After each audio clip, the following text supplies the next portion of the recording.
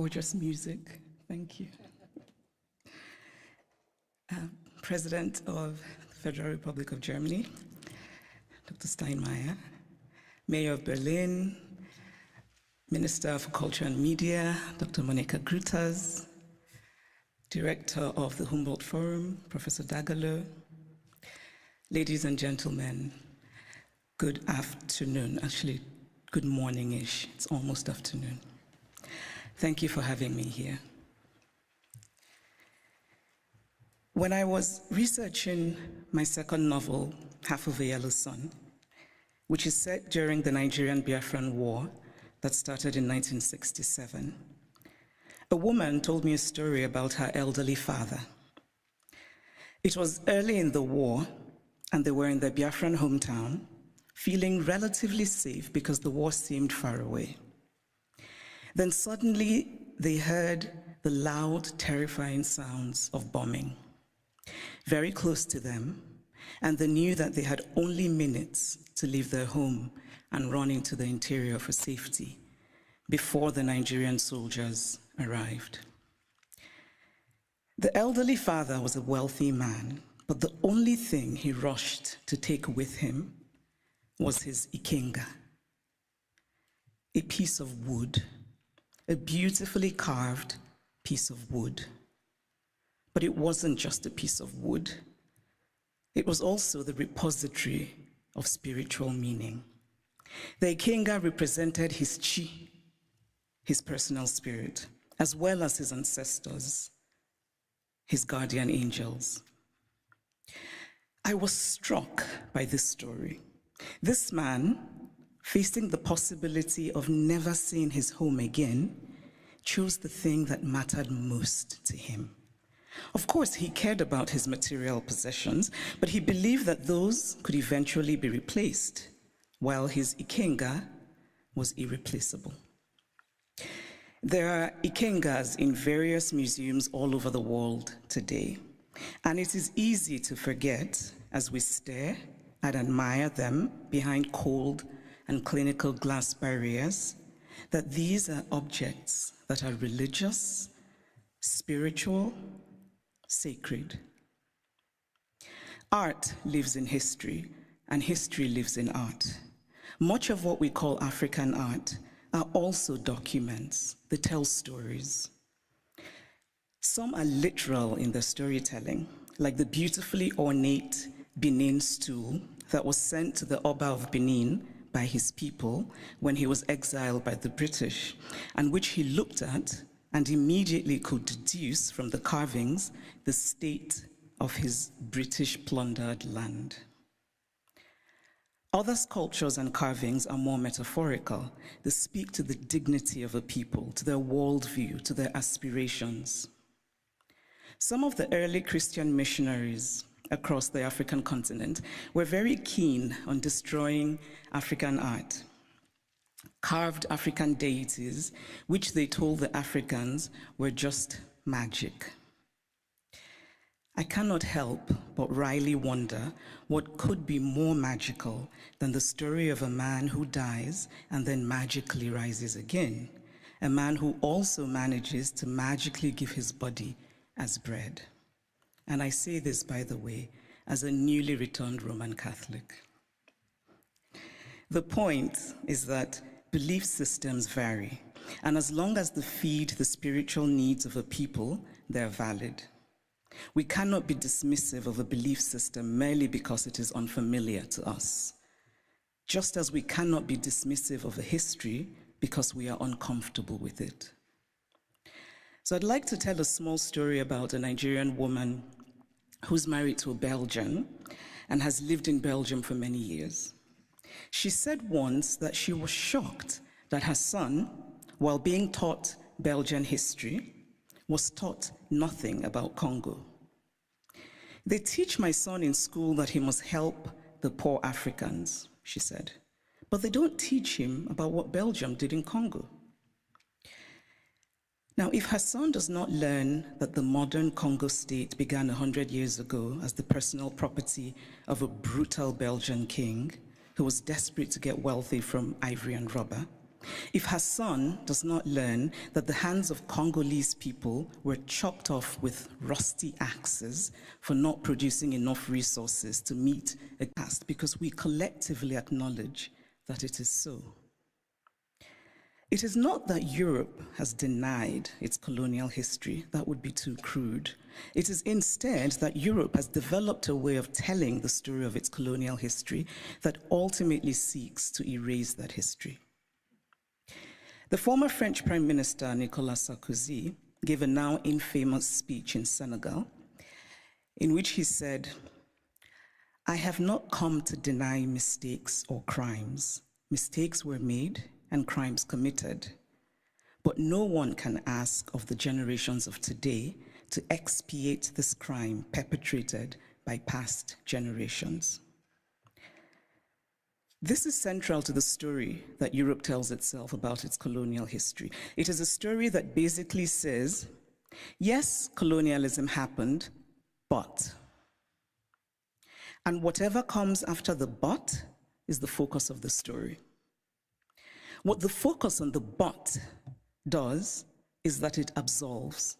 It frees Europe of responsibility, of a significant and traceable connection to the African present, and it allows Europe the glow of charity. But the truth is that the past does not merely tell us what happened yesterday, it also illuminates what happens today. If we acknowledge that present-day Europe is shaped by the Renaissance of 600 years ago, by the Enlightenment of 300 years ago, then surely we cannot say that what happened merely 100 years ago in Africa no longer matters. It matters. We are gathered today in this reconstructed palace, a beautiful place, but also a place that represents Germany's nostalgia for imperial times. When Kaiser William II lived here, German troops were killing children, women, and men in Southwest Africa. This building says that German history matters, even in a romanticized form. The history of Africa and Asia and Latin America must matter as well. We cannot pick and choose which histories and which points of view still matter, because to do this would be an ugly exercise of brute power. And speaking of power, here's a headline I just read in a German publication. The headline says, "Where do Africa's treasures belong?" Now imagine this headline differently. Imagine if it said, "Where do Germany's treasures belong?" It would be a redundant question, because of course, Germany's treasures belong in Germany. But the question would never even be asked, because there would be no circumstance in which it would be, because of power.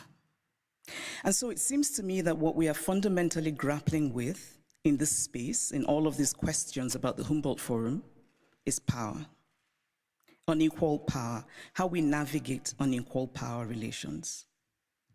And there's always been, to me, something shabby about unequal power relations. The victory feels colorless, almost unearned. So I spoke of Belgium and its colonial history, but what of Germany and its colonial history? Do school children here learn about Namibia, what was called the German Southwest Africa? Do school children know that 100,000 Herero people were murdered by the Germans? Do they know of the wells that were poisoned? Do they know of the women used as sex slaves and others as slaves in German camps? Do they know of the Nama people killed and of the Maji Maji revolt in German East Africa?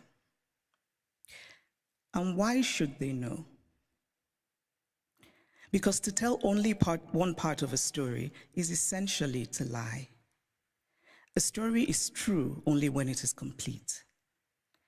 Germany is Beethoven, and Germany is Bach, and Germany is also its colonial atrocities that have resulted in hundreds of African skulls being stored in the basement of museums here in Berlin, skulls of men whose spirits cannot be at rest, men who could well have been my great-grandfather had I happened to have been born in Eastern rather than Western Africa. It is only fair to fully own all of the stories of Germany. All countries have parts of their pasts that they're not proud of, that they would rather forget. But it takes courage to face those parts and bring in some light. And this is a time for courage. The courage to hear dissenting voices, such as those of the people who are outside right now protesting. They should be heard and included. They have valid concerns. The courage not merely to say, we take your criticism, but to follow it with action. The courage to say, we were wrong. The courage to say about art acquired illicitly, this is not ours. Tell us what to do with it. The courage to do provenance work and to actively use local knowledge. The courage to act and to act now and not become crippled by endless planning and endless talking. The courage to believe that it can be better. We cannot change the past, but we can change our blindness to the past. And why, by the way, is the term ethnological used for art from certain parts of the world and not art for other parts of the world?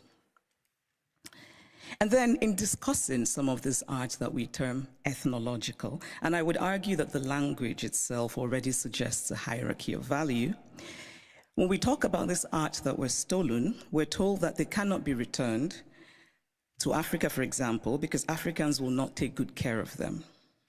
It is not merely condescending to say, I cannot return what I stole from you because you will not take good care of it. It is also lacking in basic logic.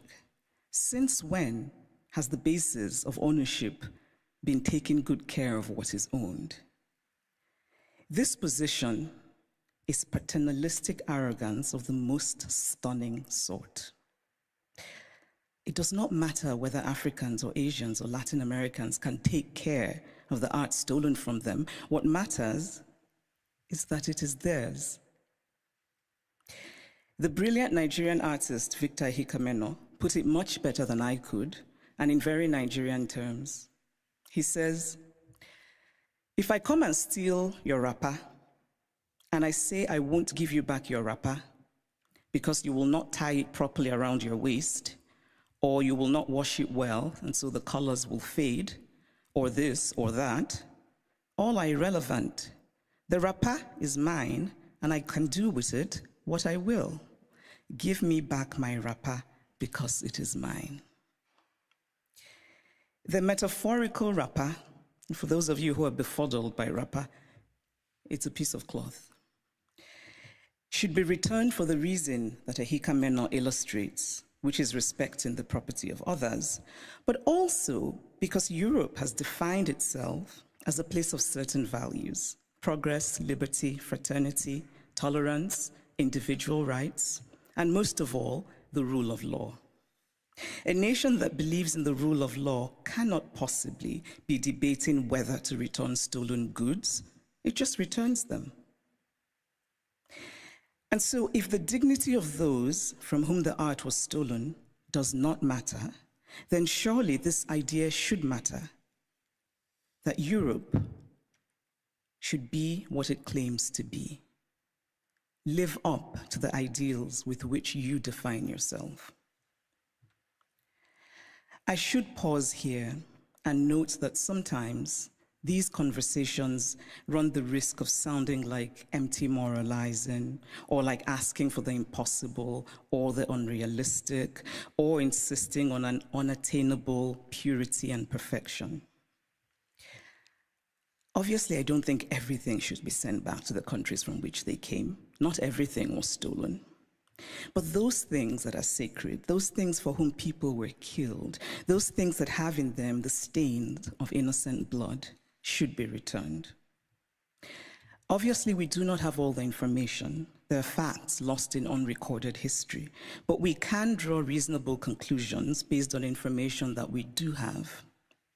We can deduce, for example, that the Ngonso, the beautiful sculpture of the founder and guiding spirit of the Nso people of Cameroon, a former German colony, could not possibly have been obtained under benign circumstances.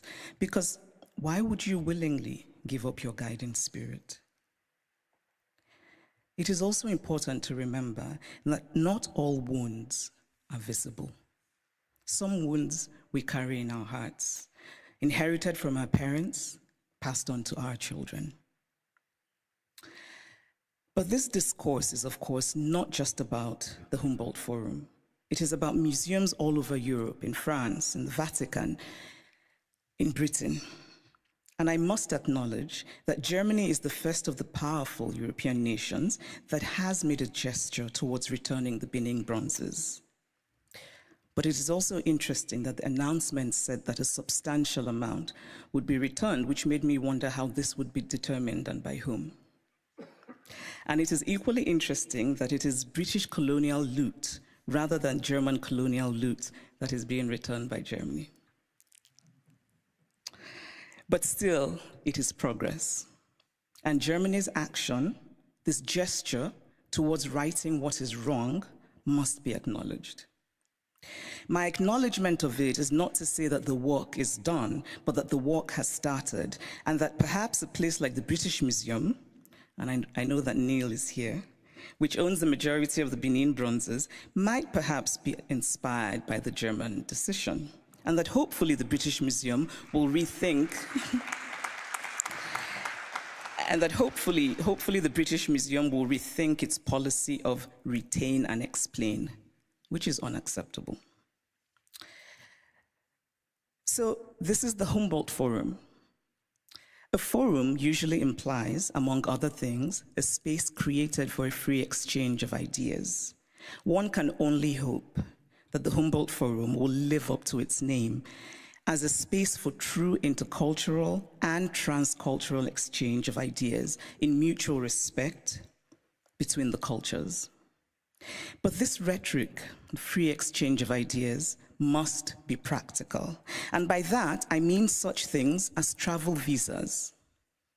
It must be easy for people from Africa and Asia and Latin America who should participate in these conversations to get travel visas. The Humboldt Forum was conceived as a place to tell the universal story of the human race from multiple perspectives. This is a commendable idea, but it is incomplete. Because again, we must confront the issue of power. Who tells the story? Who is the teller and who is told about? Who decided that African art should be labeled ethnological? Who has the right to exhibit the other?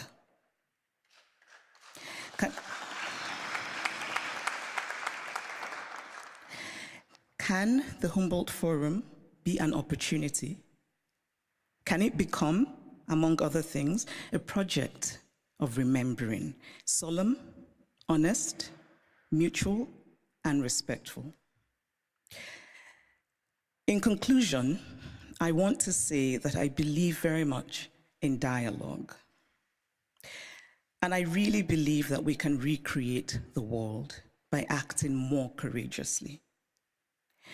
To act with courage is to have concrete hope in a better future. We carve out a small space of the world, we shape and we reshape it, and in that way, small slice by small slice, we walk slowly, yes, but we walk on the path to real progress. Courage and hope are intertwined. Courage is an act of hope, and hope is born of courage. Acts of courage create hope, and there is nothing more essential to the human spirit than hope. So here's to courage. Thank you.